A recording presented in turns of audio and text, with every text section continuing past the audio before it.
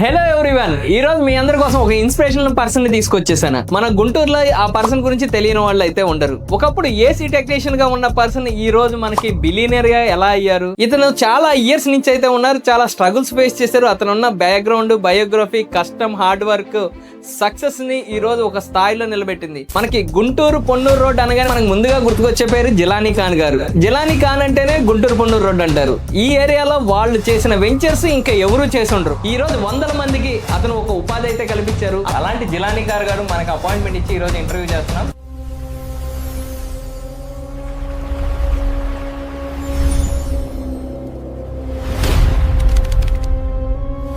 So నేను చెప్పింది buildup కాదనమాట, జెన్యూన్ అనమాట. పొన్నూరు గుంటూరు రోడ్ లేదా గుంటూరు పొన్నూరు రోడ్ అంటేనే జిలానీ ఖాన్ గారు గుర్తుకొస్తారు. అలాంటి జిలానీ ఖాన్ గారు మనకి అపాయింట్మెంట్ ఇచ్చి ఈ రోజు ఇంటర్వ్యూ చేస్తున్నాం. సో నమస్తే సార్. నమస్తే సార్. సార్ మా ప్రేక్షకులకి కూడా ఒకసారి నమస్కారం. సో పొన్నూరు గుంటూరు రోడ్ వస్తే మీ పేరు తెలియని వాళ్ళు అయితే లేరు సార్. అసలు గుంటూరులో ఎవరిని అడిగినా కూడా ప్రతి ఒక్కరికి తెలుసు. మీరు అసలు ఒక్కసారి మీ పేరు, ఎన్ని ఇయర్స్ నుంచి ఈ ఫీల్డ్ లో ఉన్నారు, మీ ఫ్యామిలీ బ్యాక్గ్రౌండ్ ఒక్కసారి మా ప్రేక్షకుల కోసం. నా పేరు పఠాన్ జిలానీ ఖాన్ అండి. జేకే బిల్డర్స్ అండ్ డెవలపర్స్ అండి. పొన్నూరు రోడ్లో మనం రియల్ ఎస్టేట్ బిజినెస్ చేస్తాము.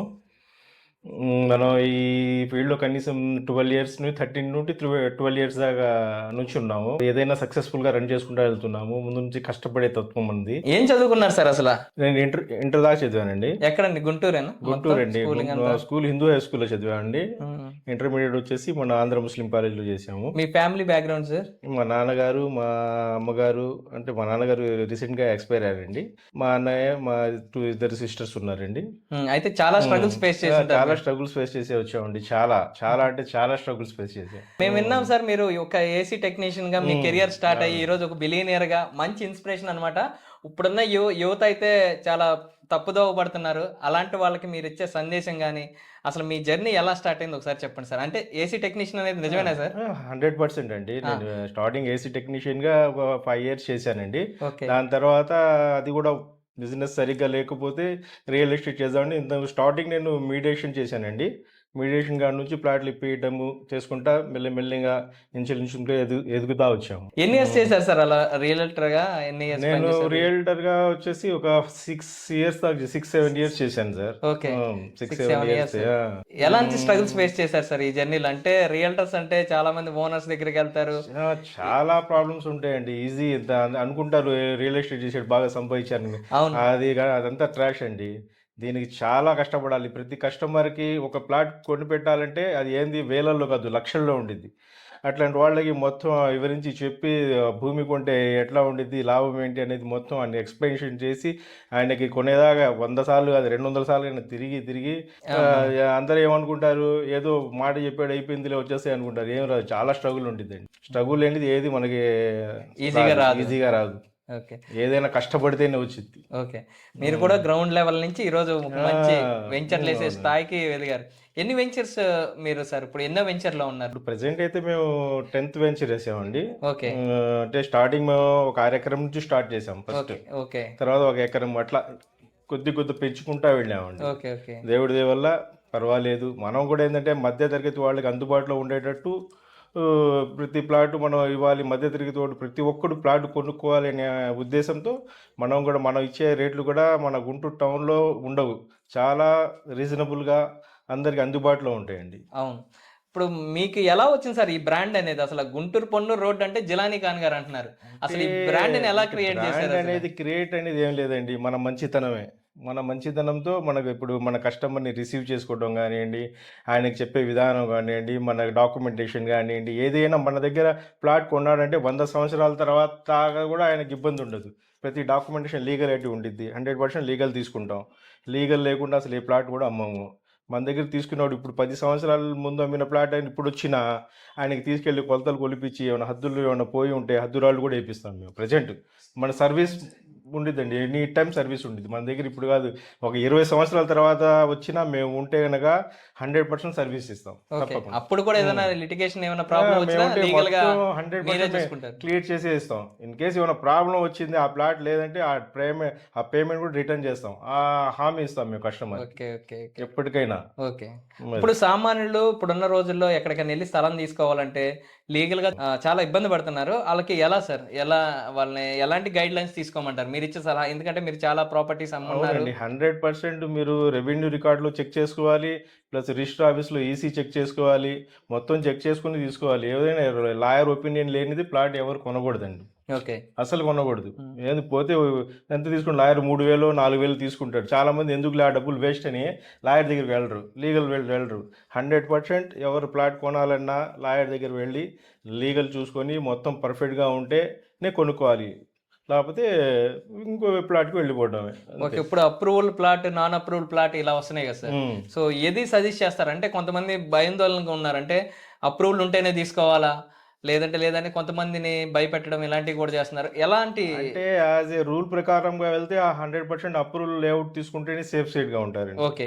100% అప్రూవల్ లేఅవుట్ వెళ్తేనే సేఫ్ సైడ్‌గా ఉంటారు. కానీ ఇప్పుడు తారాస్థాయికి వెళ్ళిపోయినాయి కదా సార్. ఆ! ప్రైజెస్ కూడా అదే. అప్రూవల్ ఇప్పుడు అనేప్పటికీ కస్టమరు ఇప్పుడు సామాన్యుడు కొనే స్థాయి లేదు. సామాన్యుడు అప్రూవల్ లేఅవుట్ కొనాలంటే కొనే స్థాయిలో లేడు. లేరు. కాబట్టి అనాథరైజ్డే కొంటారు. ఇంతకు ముందు కూడా ఏమున్నాయి అప్రూవల్ ఈ మధ్య వచ్చినాయి గానీ సార్. హ్మ్. హ్మ్. ఇంతకు ముందు అసలు ఎవరు అప్రూవల్ ఉండేవి? మొత్తం ఇప్పుడున్న మొత్తం కన్‌స్ట్రక్షన్స్ మాక్సిమం అన్‌అప్రూవ్డే. అవును.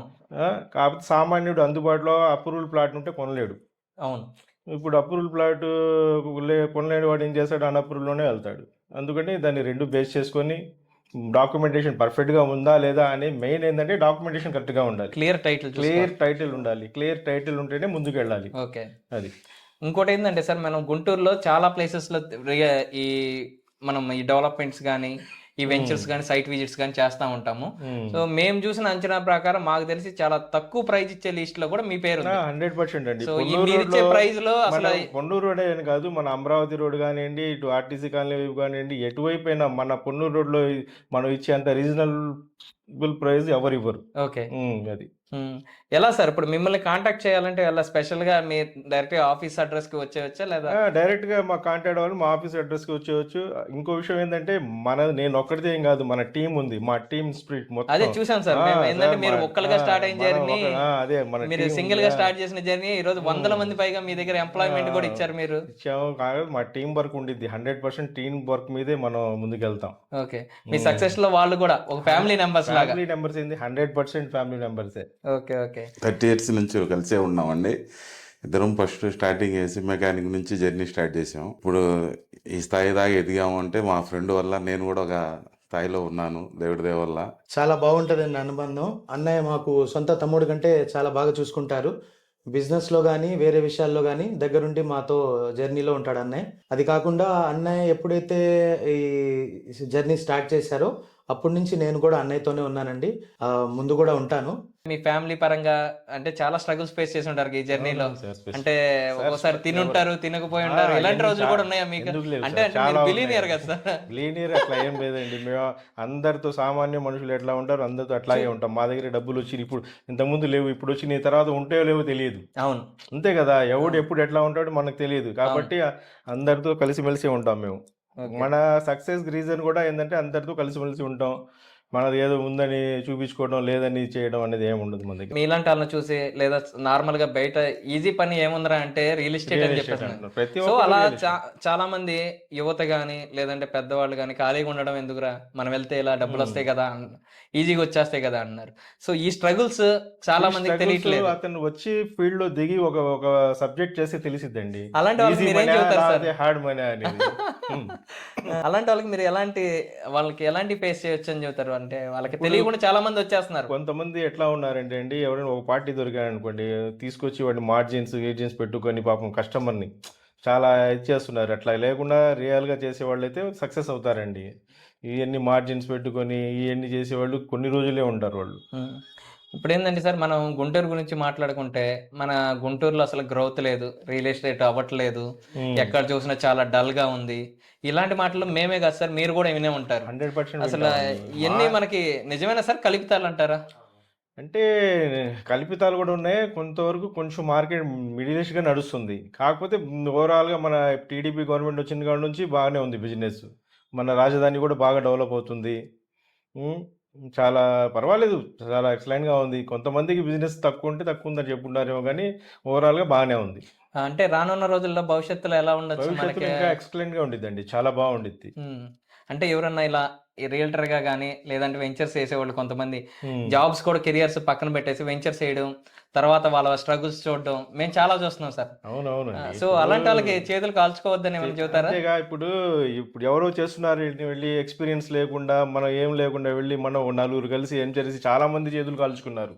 అట్లాంటి వాళ్ళు ఏంటంటే చూసి ఎక్స్పీరియన్స్ తెచ్చుకొని 1-4 సార్లు చూసుకొని చేసుకుంటే మంచిది.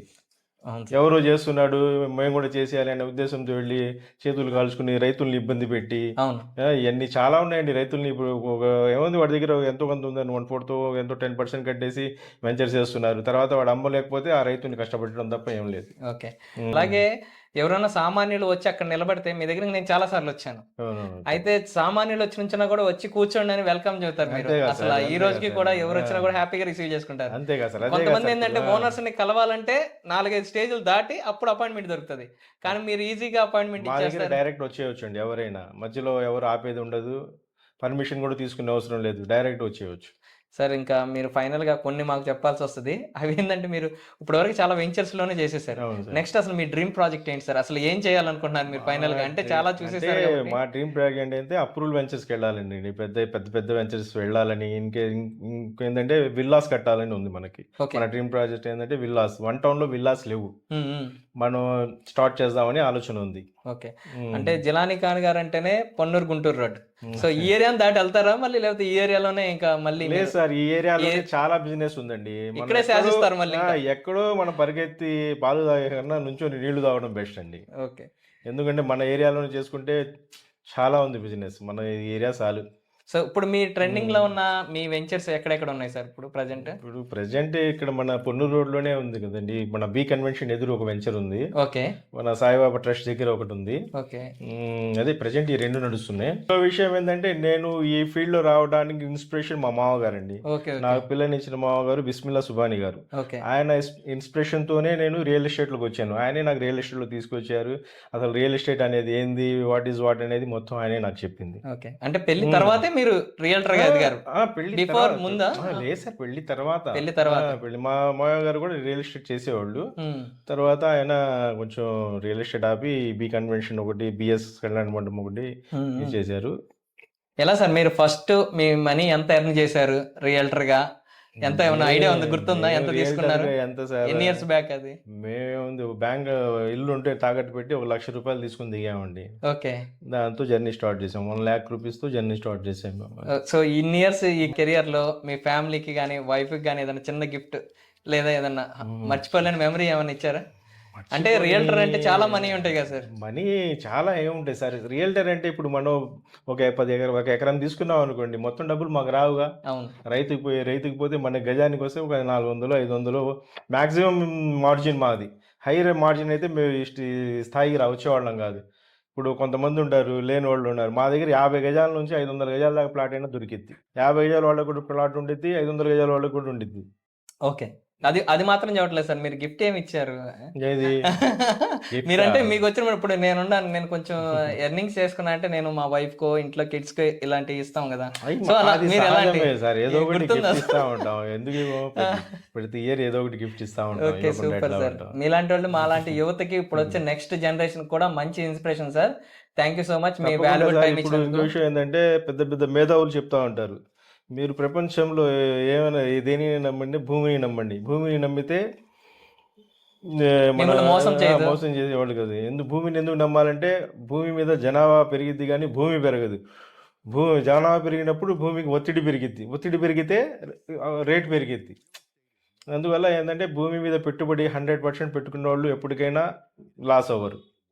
అది ఒక 50 గజాలు కానీ 100 గజాలు కానీ మా దగ్గర ఎంత ఉన్నాయో అంత కొనుక్కొని పెట్టుకుంటే మంచిది sir future. Thank you so much sir. ఇప్పుడున్న నెక్స్ట్ జనరేషన్ కానీ మాలాంటి వాళ్ళకి కానీ ఇన్స్పిరేషన్ అనమాట. నెక్స్ట్ మళ్ళీ ఇంకో పర్సన్ తో మళ్ళీ మీ ముందుకైతే వచ్చేస్తాను. Thank you so much sir. Thank you.